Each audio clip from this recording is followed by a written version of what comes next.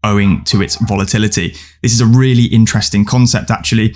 And in fact, if we look at just the notion of what a flat coin would effectively be, it would actually be a slow rising gradient over time, providing there is some kind of inflation, which most economies will target 2 to 3% for GDP economic growth. You will see 2 to 3% appreciation in the price of these flat coins over an annual basis, which again would be incredibly interesting. Of course, you take a USDT or USDC or even fiat US dollars, they are losing buying power at the rate of inflation on an annual basis. So this would definitely be a very interesting quiver in the bow of different cryptocurrency projects and exchanges alike if they can offer things like this. Time will tell, though, with regulatory pressure happening across all spaces of cryptocurrency as it currently stands. Last thing I wanted to touch on before I round up this video then is Nvidia CTO has recently claimed and stated cryptocurrencies are useless and AI chatbots are a better use of processing power. Really interesting, and I think as well, again, it's something I wanted to touch on because you see this a lot from high profile figures that lump all cryptocurrency together under the single banner, and that's primarily because they're focusing on two things, one being Bitcoin and the second being, I guess, the old Ethereum under the notion of proof of work.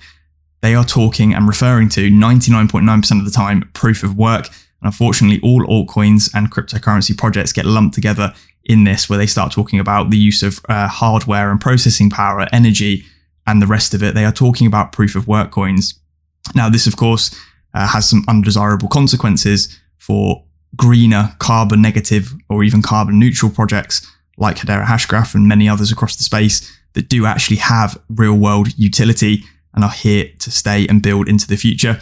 Just something I wanted to throw in here is it's interesting to take a lot of these words that you see from high profile figures with a pinch of salt because they don't clarify exactly what they're talking about. They just lump together these different catchphrases and badly name the majority of assets that we know and love. Anyway, guys, hopefully you did enjoy this video. If you did, leave a like, drop a comment if you've got something to say. Make sure you subscribed. More content coming in the future. I'll catch you in the next one. Cheers.